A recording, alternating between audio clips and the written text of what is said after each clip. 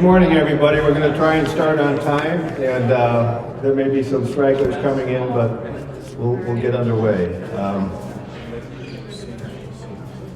Just a couple of things. We put a sign-up sheet. If you're not currently getting our emails, and we only send them out once a week, and we send them out to announce these luncheons. But if you're not on our emailing list, there's a paper out in the hallway that you can do that for us.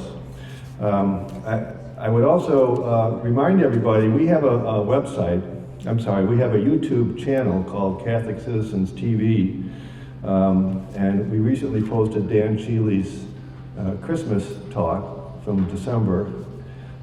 We also recently posted Teresa Farnan's talk a few weeks ago. That was our November speaker. If you're unable to get to that luncheon or want to watch it again, they're available there. The YouTube channel is actually getting a lot of traffic. The Teresa Farnan, which just went up a couple of weeks ago because we had to integrate some of the slides that she had, has already gotten 200 views, which may not sound like a lot, but it is. And our record so far is Father Altman voting Catholic in 2020, and so far that's 36,000 views so far. So it drives traffic to our site to have these posted, and when you visit, that's very helpful to us as well. Father Finale was our chaplain. He died last year, as you all recall. He had a habit of introducing our luncheon by saying the Angelus, because we always start around noon. So I'd like to continue that tradition, if I could, and then we'll say the grace. The angel of the Lord declared to Mary, Hail Mary, full of grace, the Lord is with thee. Blessed art thou amongst women, and blessed is the fruit of thy womb, Jesus. Holy Mary, Mother of God, pray for us sinners, now and at the hour of our death. Behold the handmaid of the Lord, be it done to me according to thy word. Hail Mary, full of grace, the Lord is with thee. Blessed art thou amongst women, and blessed is the fruit of thy womb, Jesus. Holy Mary, Mother of God, pray for us sinners, now and at the hour of our death. And the Word was made flesh.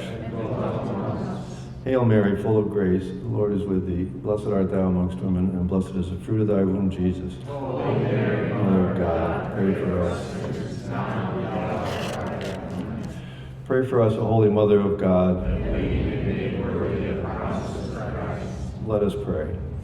Pour forth, we beseech thee, O Lord, thy grace into our hearts, that we to whom the incarnation of Christ, thy Son, was made known by the message of an angel, may by his passion and cross be brought to the glory of the resurrection, through the same Christ our Lord. Amen. Bless us, O Lord, in these thy gifts, which we are about to receive from thy body, through Christ our Lord. Amen. Thank you.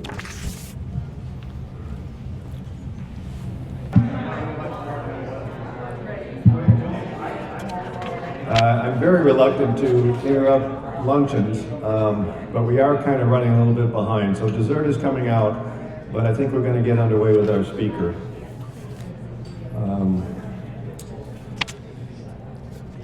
Our speaker is Anna Jace. She graduated from Ave Maria University with a Bachelor of Science in Nursing.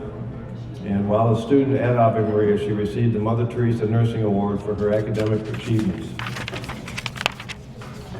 During her studies, Anna also worked as the Director of Campus Care, a pro-life initiative dedicated to providing support and resources to pregnant and parenting students on the college campus.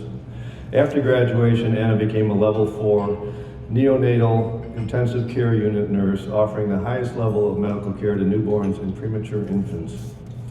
Anna also received a National Catholic Certification Program in Healthcare Ethics from the National Catholic Bioethics Center, and a Master of Science in Bioethics at the University of Mary, with a special focus on the beginning of life issues. Currently, Anna works as a Director of Marketing and Development at Chesterton Academy of Milwaukee, and is passionate about promoting the importance of faithful Catholic education to others. Now let me introduce Anna Jace. Thanks, Kevin. Thank you. I'm really excited to be here with you all tonight. This morning, actually, I guess. I'm used to talking at nighttime. First, I just want to share a special thank you to Madonna and Kevin for bringing me out tonight. I'll be talking about in vitro fertilization, which is a very hot button issue. So I'm really glad that they were courageous enough to bring me out to talk about this. So I know Kevin talked a little bit about my bio, but just here are some photos to go along with it. Graduated from AVE with a BSN in nursing. Working at college really is where I started working in the pro-life mission and becoming very passionate about bioethical issues. I worked as a nurse counselor for community pregnancy clinics in Naples, where I would conduct pregnancy tests, ultrasounds, mentorship with young moms in the community to encourage them to choose life. You can see 4 of our families here from when I worked as the director of campus care. All 4 of these moms had an unplanned pregnancy when they were freshmen in college. We encouraged them to choose life for their children and then actually gave them support and resources to come back to Ave Maria and finish their education. So I specifically chose these 4 families because they all have now graduated and are living very wonderful lives having that background. After college, I moved back home to Milwaukee, Wisconsin, and began working as a NICU nurse. Level 4 is the highest acuity NICU that you can have. So think very, very tiny preemies and incubators, very high level care, and really started to see some other bioethical issues while working in the field. Because I was working night shift, my internal clock was really weird. So on off days, I decided to pursue a degree with the National Catholic Bioethics Center. And so on the nights that I wasn't working, I was studying, researching, writing papers. And then that even sparked me further to go to get my master's at the University of Mary. So it's a Master's of Science. You can see my wonderful squad there. We all graduated this spring. We have a couple of religious with us, some med students, some doctors, some nurses, and then just others who are interested in pursuing more information about bioethics. So this is kind of the quick rundown of the talk. I'm going to do kind of a bird's eye view, so we're going to look at a couple of issues, but if there's anything particular that you want to talk on, I'm purposely leaving time at the end for a Q&A. So more than happy to go into detail about any of these topics that we'll touch upon. I don't want to get too technical with you all, but more than happy to explain some of the science behind it. So you may have heard the phrase in pro-life kind of Catholic circles that we need to defend life from conception to natural death. And my thesis for this talk is that Catholics must unequivocally proclaim the dignity of human life from natural conception to natural death. So now with modern fertility techniques, it's really important to protect natural conception as well as defining what natural conception actually is. And I also have proclaim bolded there too, because as Catholics, we have the fullness of the truth. And so I think it's really important not to be shy or on the defensive about it, but actually go on the offensive and proclaim the beauty of the truth that we hold. So how did we get here to talking about natural conception versus unnatural conception? According to the World Health Organization, around 17.5% of the adult population will experience infertility in their lifetime. And these numbers are steadily increasing as doctors warn of an impending infertility epidemic for both men and women. And it's really important to know that infertility numbers are rising for both men and women. And this is something that we'll talk a little bit about IVF later. IVF can treat infertility in both men and women. So it's kind of this two-sided fertility care. This is the graph showing that the US fertility rate reached an all-time low in 2023, and it's continuing till now. Here are some other numbers just to give a perspective on the breadth of IVF and the seriousness of this topic. I think a lot of people think it's wonderful that we support babies and we support life, but it's really important to know actually the gravity of what this treatment is having. Over 10 million babies have been born from IVF since its beginning. And since 2016, infants born from IVF represent about 2% of all babies born each year. Those numbers are actually increased to about 4% currently right now. for 2024 were the numbers that I looked at. And then 73% of clinics in the United States regularly offer sex selection testing for embryos. I saw this in the NICU, actually. One of the nurses I worked with, we did night shift together. She had really significant infertility issues because night shift throws your hormones out of whack. So she was unable to conceive naturally on her own. And her husband wasn't a fan of it at the beginning. He thought it was kind of weird and didn't like that idea. But when she told him that he was able to choose the gender of the child and they could have a baby boy first, he immediately was on board. He was like, great, let's do it. You know, let's go into the clinic, let's get everything. And their healthcare actually paid for it too, because I worked at a children's hospital who paid for it.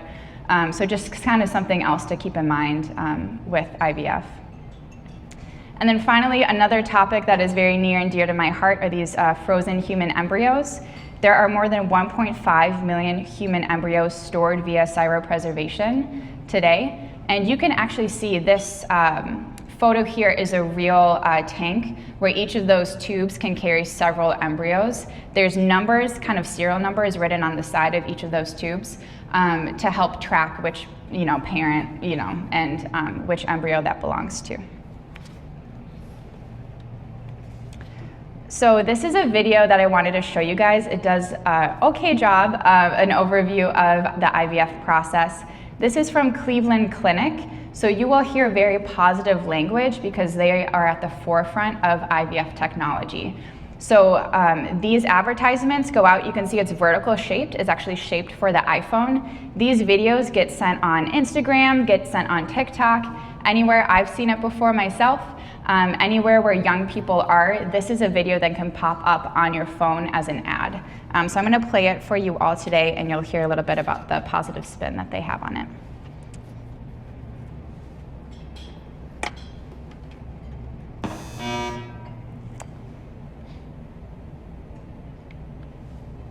Making a baby isn't always easy. Fortunately, there are many ways to parenthood, including in vitro fertilization, or IVF. This treatment process brings the miracle of conception into a laboratory. During the multi-step procedure, mature eggs are retrieved from ovaries and fertilized with sperm in a petri dish. It takes a few days for the fertilized eggs to develop into embryos. Within a week, an embryo can be transferred into a uterus in hopes of starting a successful pregnancy. IVF has been used by want-to-be parents for more than 4 decades. It has led to the birth of nearly 10 million babies since the first successful fertilization procedure. Talk openly with your healthcare provider about your options. So I always like how they say that they bring the beauty of the creation of life to a laboratory setting, right? It just kind of feels a little bit weird. I think I need to click here.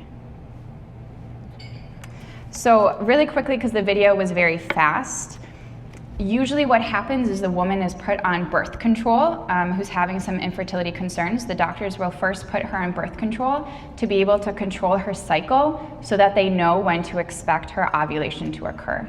About 2 weeks before her ovulation is set to occur, they will pump her with hormones in the form of frequent injections.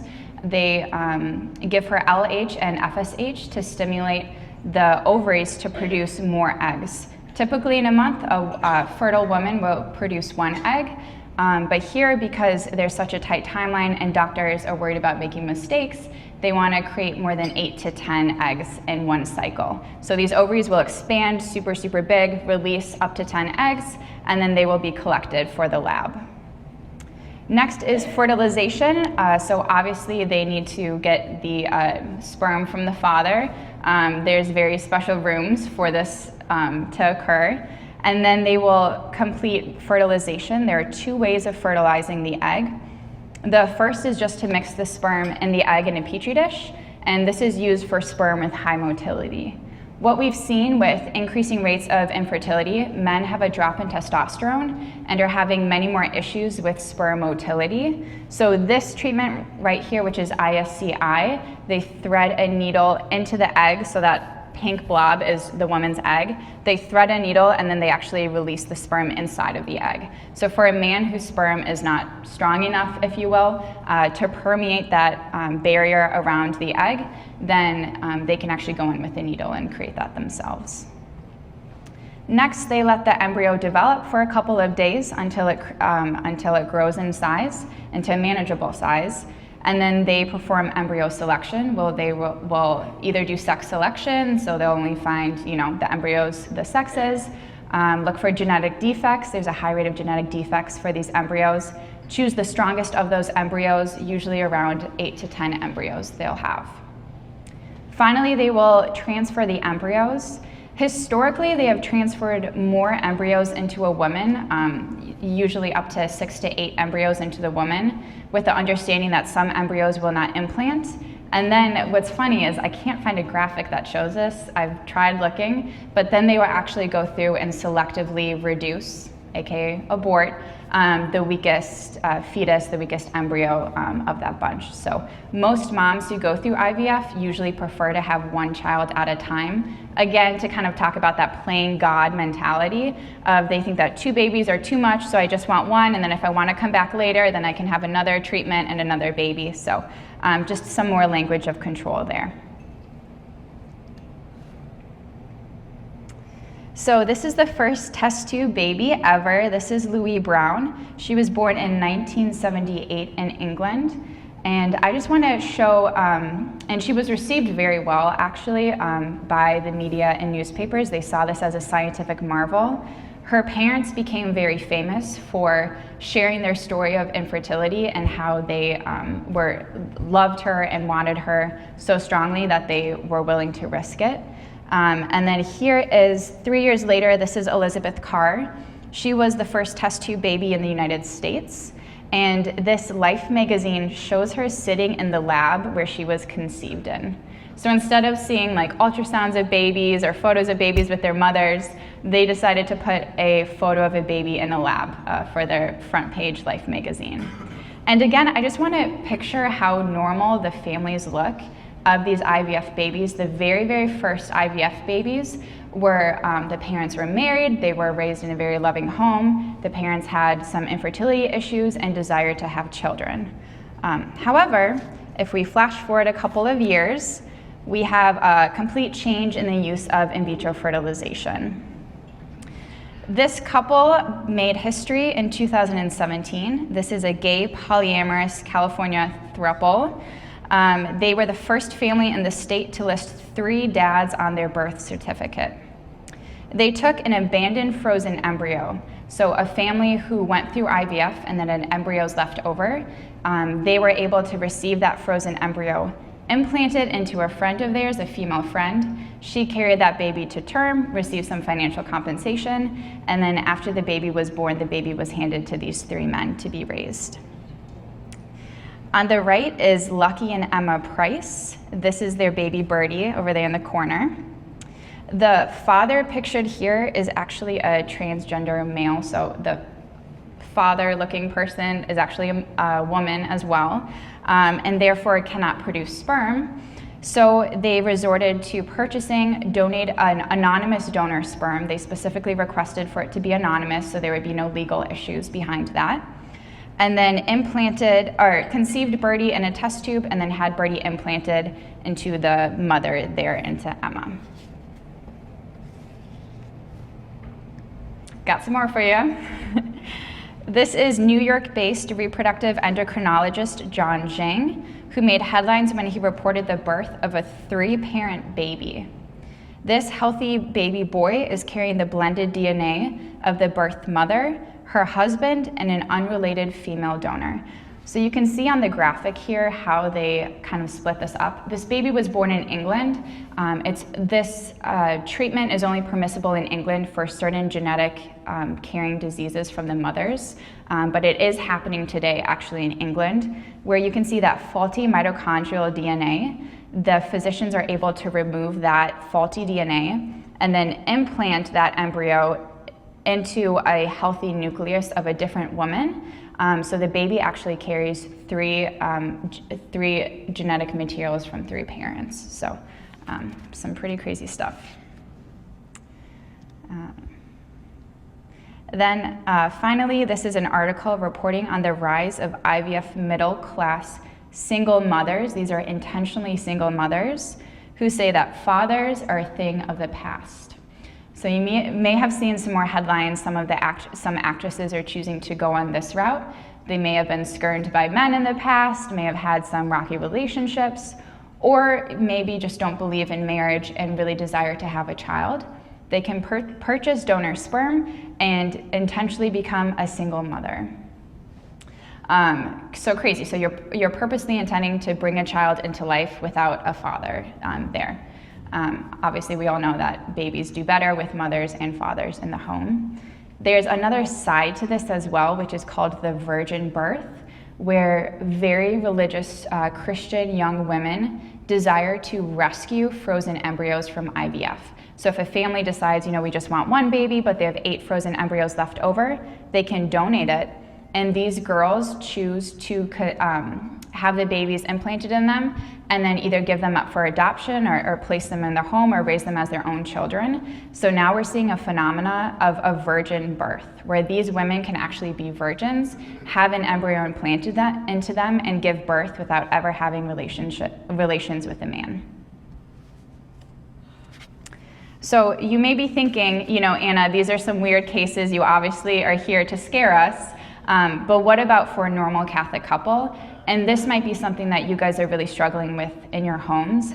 I have a granddaughter who's struggling with infertility. I have a niece or a nephew in a relationship right now, and this is a concern for them.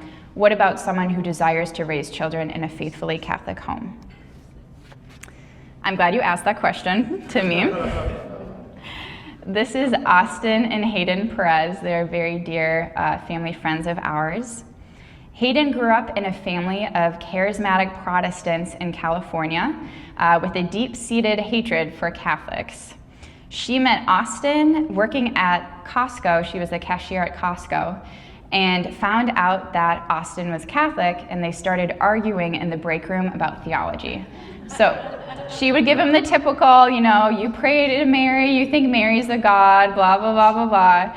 And he would refute it, and eventually won over her heart and her faith too. So she converted to Catholicism and just became on fire about her faith. She knows a ton of church history. She loves relics. She thinks they're the coolest thing in the world. Loves holy water and just thinks and has a huge devotion to Mary. So when they got married, she really, really desired to be a mom and to raise her children in the Catholic faith. However, they faced a heartbreaking 8 years of infertility. When they were struggling with 8 years of infertility, of course, they saw the best of the best specialists, and a lot of them referred her, she had endometriosis. A lot of them referred her to IVF treatments. She actually had some priests give her some vague, we don't really know yet if it's bad or not, and, babies are good. And she had this, of course, from a lot of these doctors and specialists who said, hey, just go see the IVF clinic. I can't do anything more for you. This is a sample of one of the advertisements that she may have seen directly targeting women of faith. So I think it's really important to know that the Catholic Church is the only religion currently that unapologetically condemns the use of IVF. All other religions have a favorable side to it, depending. So in Judaism, they only say if you use the genetic material of the mother and the father, and you only create a certain amount of embryos. Some Christians are also in that boat, but the Catholics are the only ones who stand firm on actual no IVF in any circumstance. This is another one, and I was telling Curtis on the drive here, I think Satan actually wrote this tagline. It reads, "Whoever said money can't buy happiness has never paid for IVF." Yeah, I'm glad to hear all those sides.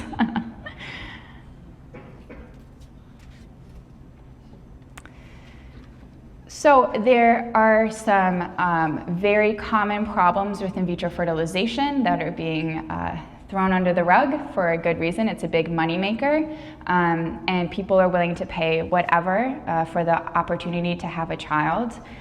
I just want to go through these very briefly, and we can talk about them more in detail. But if you were talking with someone who is secular or maybe not really into like the whole Catholic Church teaching, these are some really great ways to start warming them up and their moral conscience of saying, you know, there are some really, really big risks here. Maybe let's pause and think about some of the repercussions of bringing a child into the life through this form of fertility treatment.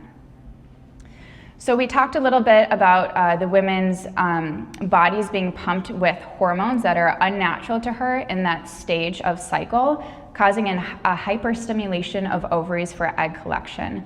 So what happens is these ovaries expand super, super big, and they can actually fill with fluid.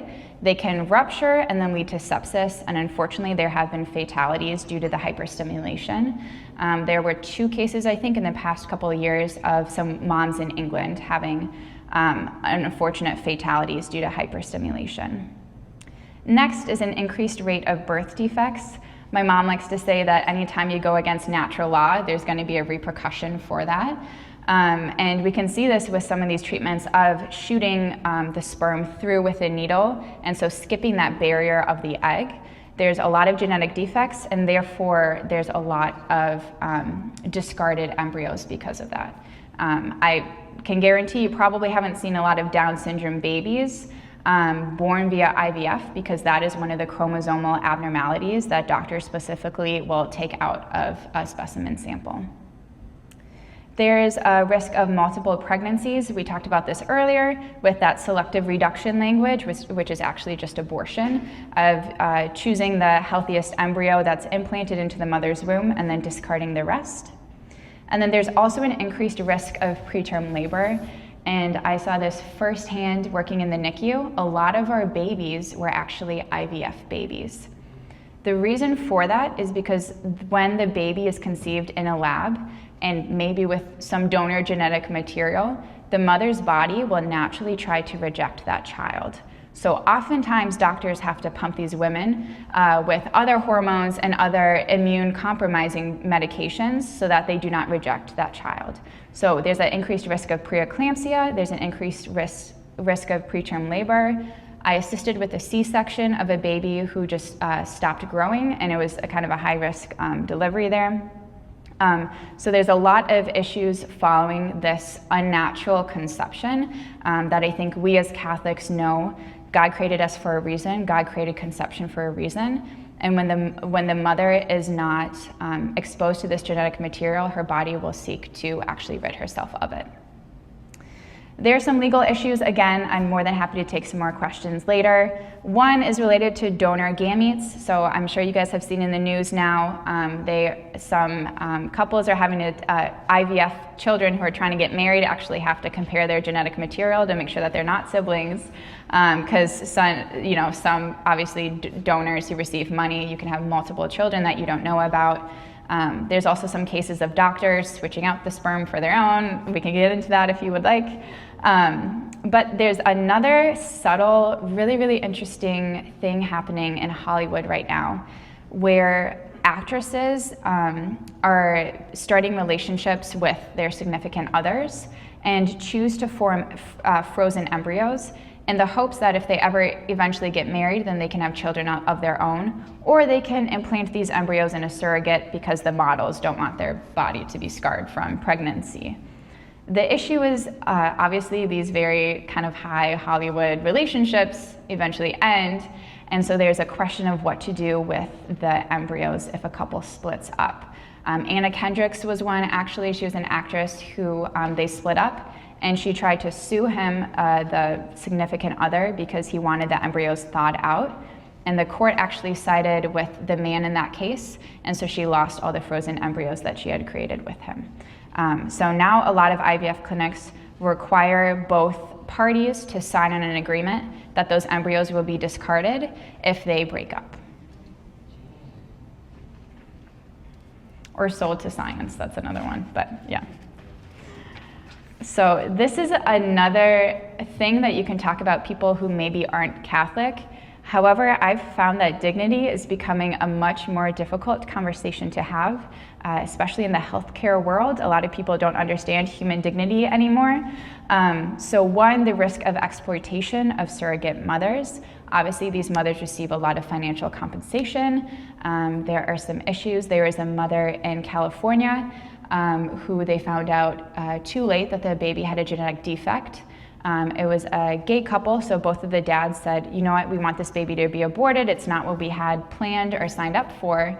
And the surrogate mother actually tried to take legal action and protect that baby in her womb and offer to raise it as her own.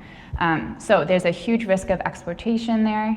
Improper family structures, we've seen that through IVF. No longer is it a mom and a dad wanting to have a baby, and so they go to the fertility clinic.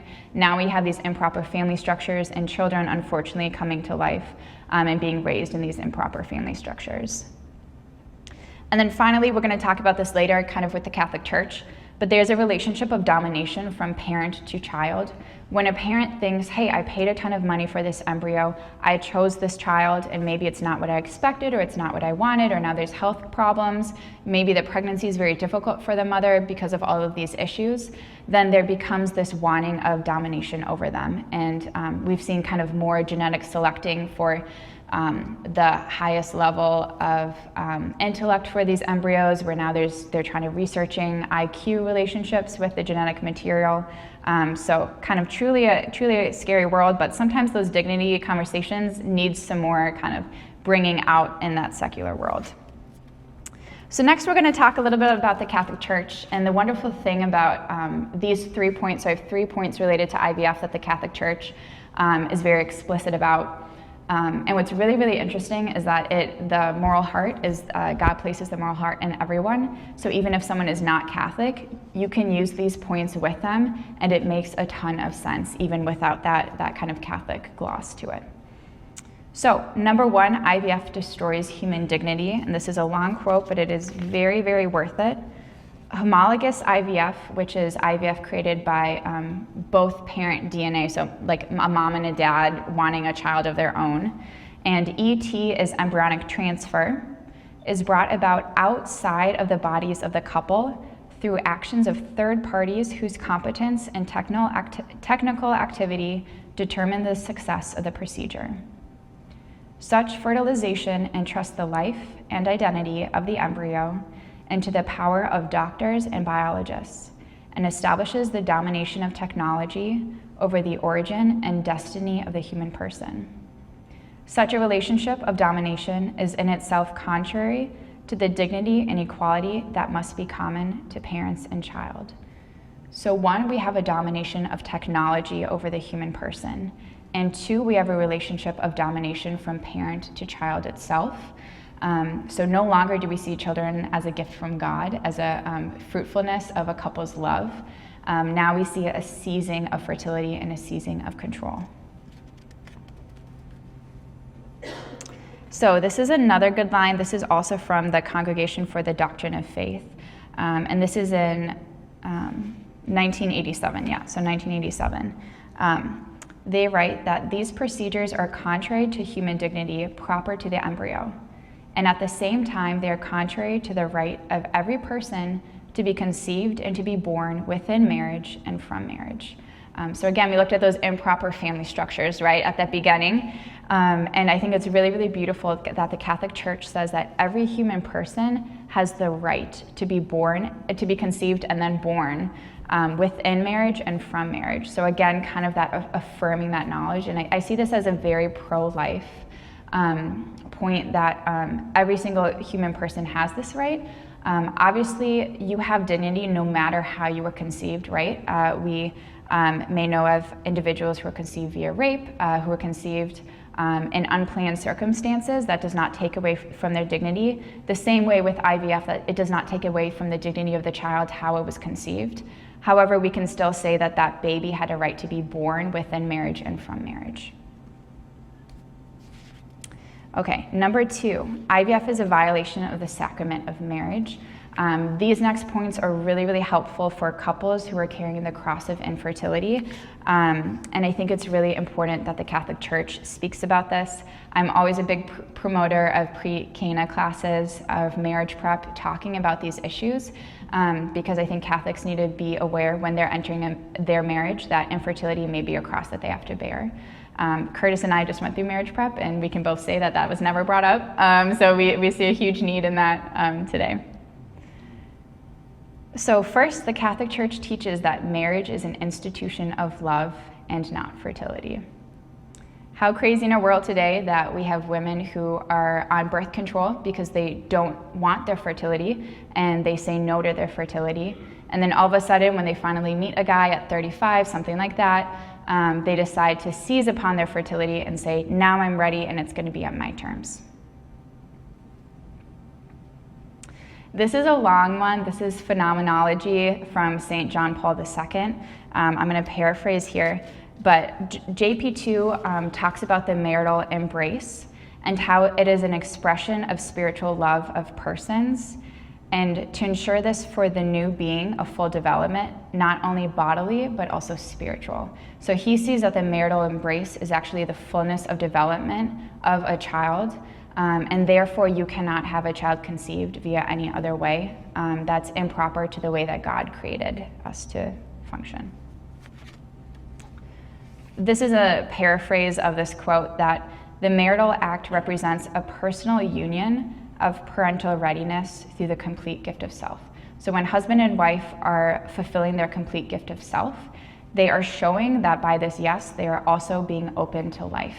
And we talked a little bit about those movie actresses who all of a sudden their relationship gets broken off and then the babies are thawed. We can see that that does not follow the natural order that the Catholic Church is proclaiming here. And finally, IVF is a direct attack against the parents' vocations to motherhood and fatherhood. And these are some really important points as well, especially if you're talking about a man, a husband who is seeing his wife facing the cross of infertility. It can be very, very difficult for the husband not to cave and say, okay, let's just go check out the clinic and see what they're about, right? So I think that the vocation to motherhood and fatherhood is really important. I want to start first by talking about Genesis. The two natural conceptions were actually Cain and Abel first. Genesis 4:1 says that now the man had relations with his wife Eve, and she conceived and gave birth to Cain. And she said, I have gotten a child with the help of the Lord. So some of you may have read Fulton Sheen's book, 3 to Get Married. I would like to propose as well that it takes 3 to create a child, that this needs to be in God's will, and you need to be open to that gift of life. So in our culture today, just talking first about women, I think we have a lost virtue of receptivity in our culture that is causing a lot of these moral issues, these bioethical issues that we can see in IVF. Receptivity is what binds the wife to her husband through a complete gift of self. And when this is broken via IVF or other ways, she has lost her innate virtue that prepares her to welcome a child into her womb as a representation of that love. So a woman who has a baby with a genetic defect or some health conditions is still able to welcome that child into her womb because she sees that child as a reflection of her husband's love. When we don't have this happen, when we have IVF happen, then the woman is in a position of choice and she loses her value of receptivity. Got to talk about fathers too. There's a lost virtue of responsibility as protector and provider in our culture today. We see this in a lot of spectrums, but I think this is particularly important with in vitro fertilization. A man must become a father through the ordinary means of a sacrificial gift of self to his wife, where procreation occurs as a result of their fruitful love. Men have the obligation to protect their wives from the evils of a lost virtue of receptivity. And I think if men can step up and say, we are going to bear the cross of infertility, we're going to do everything that we can, but we are going to live a fruitful and open life regardless, I think can do wonders in our culture today. I just want to leave you with a couple more quotes. This is from Sister Lucia, who is a visionary of Fatima. And she said that the final battle between the Lord and the kingdom of Satan will be about marriage and the family. And how true today. You know, we see this with a lot of bioethical dilemmas. We saw those improper family structures. And so we know that IVF is an evil that is being promulgated by Satan. And we just saw 2 virtues that are being under attack because of this. So a little update for you guys, what actually happened to the Perez family.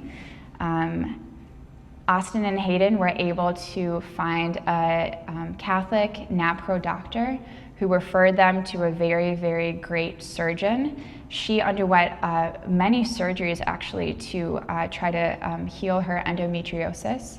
And Austin was great. She had had some bad medical experiences before. So Austin actually scrubbed up with her. So he had a full gown, hair, net, everything, mask, and held her hand while she was out throughout the whole surgery. So some of the surgeries were over 8 hours long, and he assured her that he would be in the hospital room the whole time watching the surgery and then during her recovery. So they naturally conceived a little baby boy named Norbert. I think he's truly the cutest baby in the world. This is why I'm showing you so many photos of him. I've never seen a baby with such a great looking mohawk before. And I would just like to leave you guys with a final quote. I know we have some Chesterton fans here in the crowd. Chesterton writes that ordinary things are more valuable than extraordinary things. Nay, they are more extraordinary.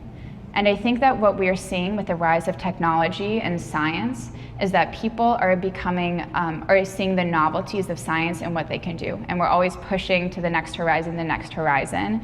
And I think that this Chesterton quote really shows the extraordinary design of how a child is naturally conceived and God's plan for each and every family. So thank you.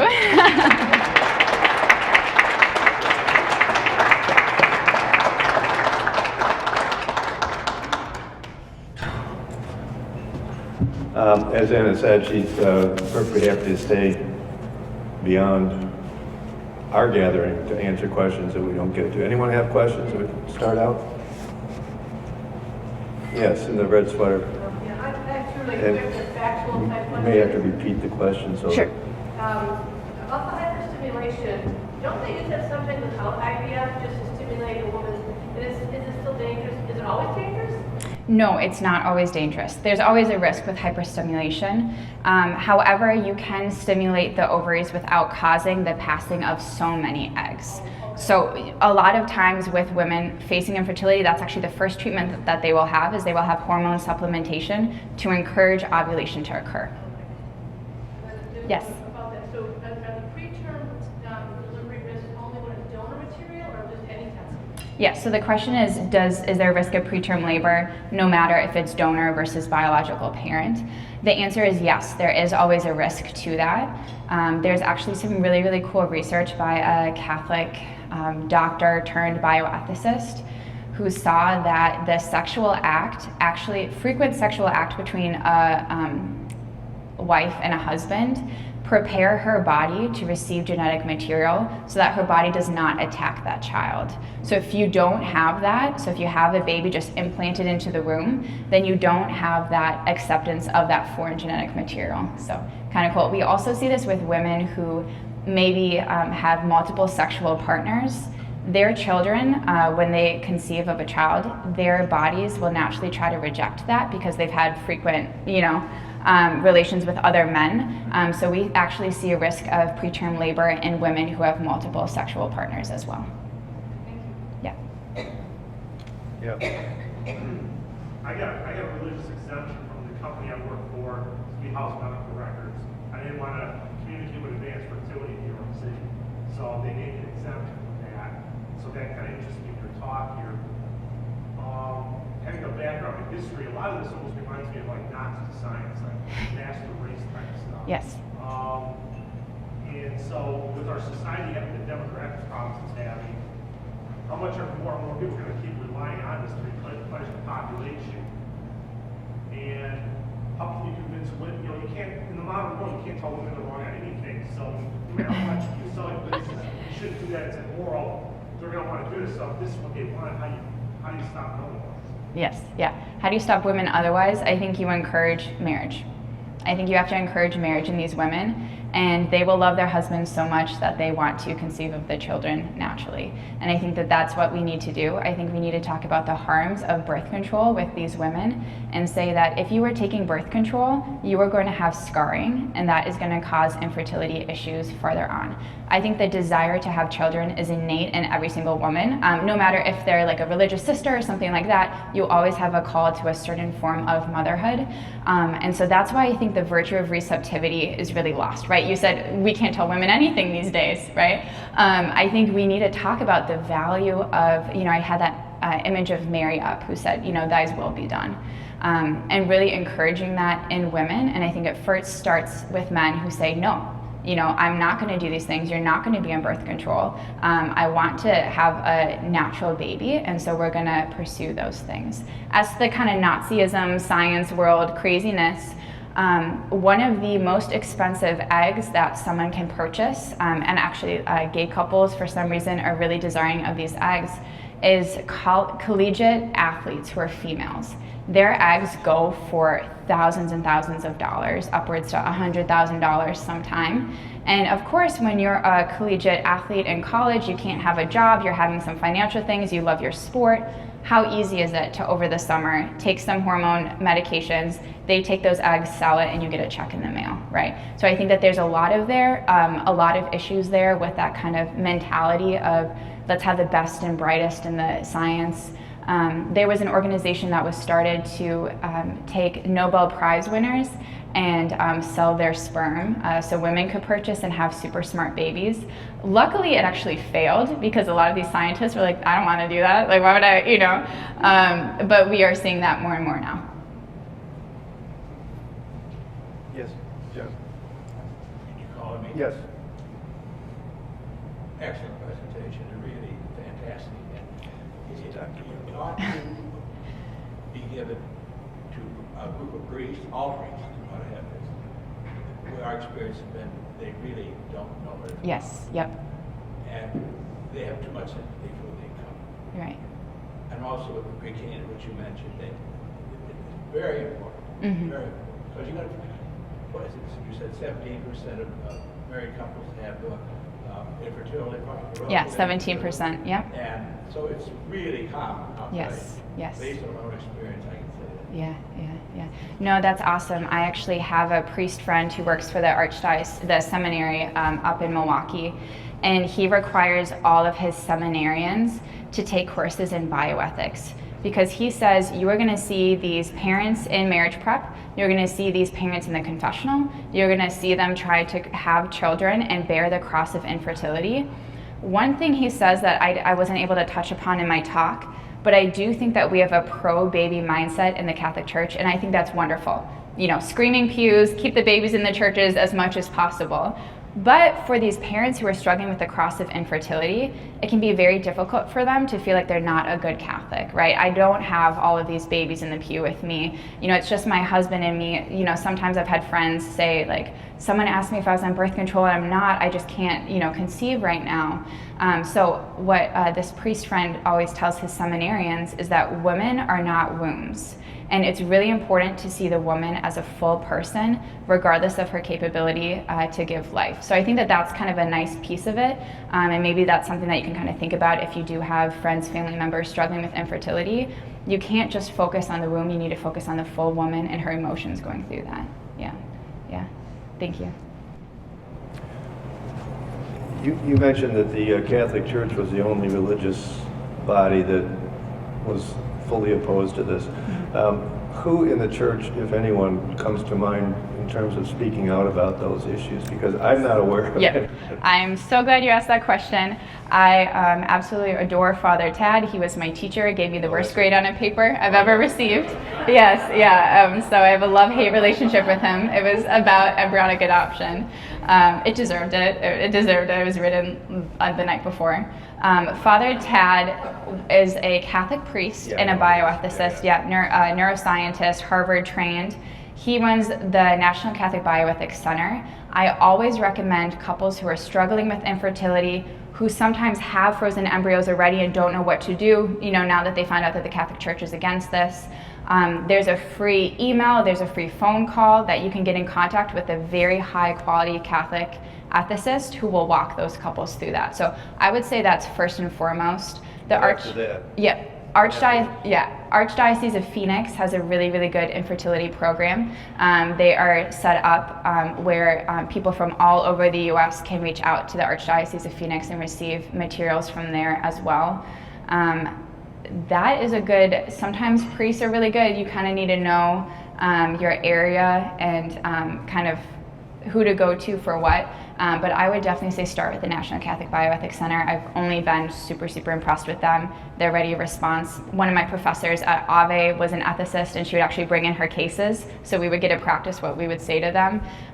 So I would say that maybe start with that, and that's probably the most reliable, and you know that they're going to follow church teaching. Anybody in the Vatican? They're actually trying, there's a great bioethics program in one of the colleges in Vatican City. I'm not going to know which one, but they train medical doctors as well, and they have some good research out. What's really interesting is Europe actually has stricter regulation on in vitro fertilization than the United States does. So Italy is actually one of the countries where they regulate how many embryos you can create. So you're not allowed to have, I think, more than 8, sometimes it's more than 4, it kind of depends on the area, frozen embryos, because they value life in that way. Yes. I, for many years, gave pro-life talks in schools, and starting with middle school, and I explained to them about in vitro fertilization, and their reaction was, that was really neat that you did that. And I thought somebody needs to educate these kids on what this really is, and I can't do it in a half-hour talk, you know. Yeah. But it does sound like, if you're not aware of the moral value of it, it does sound like an easy way to have a baby, doesn't it? Mm-hmm. And I'm wondering what can be done. That education should be given to young kids in Catholic school, I think. Absolutely, yeah, absolutely. I'm more in favor of providing this information to them sooner rather than later, because they're going to hear it regardless. So I think I actually gave a talk to a group of high schoolers who were pro-life about the issue of embryonic adoption. And I think they really enjoyed the puzzle, right? Kids love that kind of back and forth puzzle. So I said, what do we do if all of a sudden IVF is, stopped throughout the whole United States and we have 1.5 million embryos? These are children we know, because I walked them through all the pro-life, and a baby's a baby, no matter how small. And I walked them through all of that, and then I said, what would you do? And then there was team adopt, there was team thaw out, there was team, put them in other women and then they can raise them, or put them in a birth center, right? And I think that was a really great way where they said, you know what, there's not a really good answer for that. So something's wrong with this, right? We got to go a step farther, and maybe IVF is not great. So I actually like to start with frozen embryos, especially with pro-life students, because if they understand that this is a small baby, it's just a small baby, and it's being frozen right now, what should we do with it? I think it's a lot better. So then they naturally have that revulsion towards in vitro fertilization then. So that's one of the ways that I started with it. But again, we kind of talked about those scientific marvels of these scientists want to go better and, best all the way through those kind of future. That's part of what they think is neat. Yes, the science. Right. Have a baby would be a Petri dish. Yes. And that is very appealing to young kids in middle school, science fiction type. Yes, and I think that quote from G.K. Chesterton about the extraordinary and the ordinary is very, very valuable in that too. So even these young girls, by saying, babies should be raised in a marriage of a mom and a dad. So obviously we see that there's so many issues with IVF there, and talking about the fruits of a good Catholic family, I think, is another way of pursuing that. Yes. I just was wondering if you could comment quickly on the frozen embryos. You did. And how they're subject to abuse. Yes. And how it creates more problems for society than ever. Yes. So that was one of the papers that I worked at the National Catholic Bioethics Center. That was one of my thesis papers on what is a Catholic response to the frozen embryo crisis. And there's a couple schools of thought with that. But briefly, Mom just talked about some of the problems of it.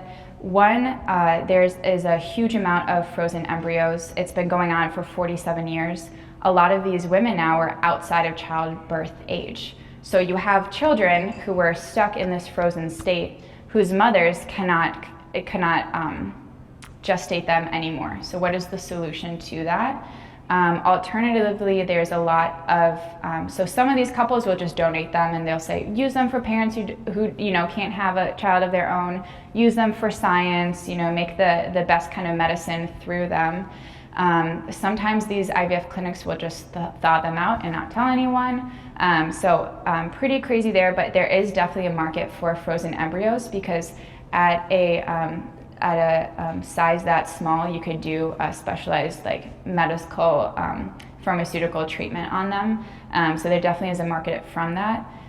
Back when I talked about how men have to step up as provider and protector, I think it's very important to say to men, you could have frozen embryos someday. How would you protect them? If you go through IVF, let's say that your wife isn't able to carry for whatever medical reason, what are you going to do with those 8 children that are stuck in an IVF clinic? What are you going to do then?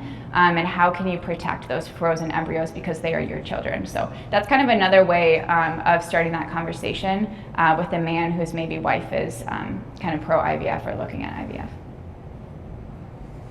Yes, in the back. In the beginning of your talk, you said fertility. Yes. Why is that? Yes. So the question was, why is total fertility declining? There are many reasons. Some may get me canceled. But first of all, we do see a drop in infertility once birth control is being introduced and widely spread. So I talked a little bit about endometriosis. Some women can have an increased risk of ectopic pregnancies because of birth control. So that's kind of one part of that. And even if a woman is off birth control, it still resides in her system. So she may just have issues with ovulation itself. We've seen a very big decline in testosterone. I actually gave this talk at the University of Mary and got hounded by all these college student men who were like, "Are you serious? It's dropped 40% in the past 40 years. Like, what do I do?" And I didn't have a good answer for them. I was like, work out, stay healthy. Just man up. Right, just man up. Thanks, Kevin. But we have seen a connection in kind of some estrogens in the water, plastics, food products, that are dropping the testosterone levels in men. It's a big issue now, but what I would say is that instead of fixing the problem, the IVF clinics receive a ton of money for fertility treatments. So they'd rather push an infertile couple straight to IVF versus look at any kind of cause in a woman. And that's actually why I liked the Austin and Hayden example, because she struggled with infertility for 8 years, and it took brutal amounts of researching doctors, finding doctors, flying out to different specialists to follow through with that and to find those causes. So something that worked really well for her, she had high inflammation in her body. So she was on a very specific diet to reduce gluten and things like that could kind of exacerbate her endometriosis. But there's a lot of reasons for that drop of for the rise of infertility, and I think it's just going to be kind of more and more time where we find all of those causes. Okay, as I said, Anna's, I'm sorry. She's been waiting one a more while. question. Yeah, Okay, I'm go sorry. ahead. Okay, so just on that note, kind of what you just said, I think one of the things that we need to be able to talk to with people is not just say, so sorry you're infertile, don't do IVF. There has to be a way forward for them. And finding a NAPRO-trained surgeon is really important. And so we have to be able to tell people, go to the Pope Paul VI Institute in Nebraska, look for a NAPRO-trained doctor in your area. There are 0 in Illinois, 0. So we need to encourage these doctors to go to that fellowship training in Nebraska so that they can be a resource for faithful Catholic couples. That's very true. Yep. Can And you talk a little bit about that? yes, I'd love to talk about NAPRO. I think it's wonderful that the Catholic Church, the Pope Paul Institute, is promoting this. NAPRO is natural procreation technology. So they are looking at technology that is not IVF, but how can we open a uterus more? How can we help this couple conceive? I think that they're great, and I think that they're a great start for infertile couples off the bat, right? Run all the labs, get all the tests, find all the causes, don't just jump straight to IVF. I think these doctors are very trained in that.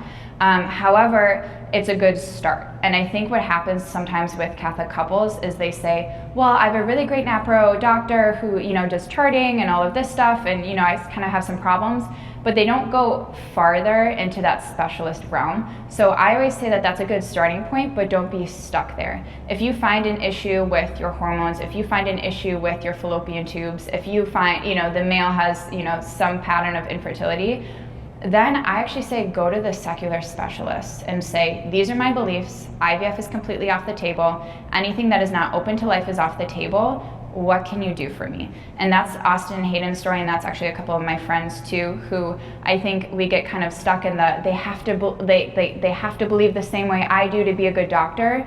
And I think we miss these really, really good surgeons then who are actually able to perform other options. You just need to say, if IVF is on the table, what can you provide for me? But I think the Pope Paul Institute is wonderful in saying, let's find the cause of infertility. Let's just not send you somewhere else. So yeah, I definitely support that as well, and that's a great starting point. Okay. Thank you very much, Anna. Thank you.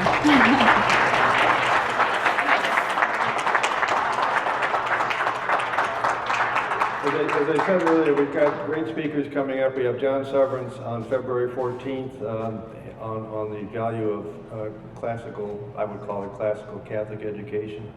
Father Burke Masters at St. Isaac Jogues Parish talking about kind of the similarities between baseball and Catholicism, and that's marking the opening season, I guess.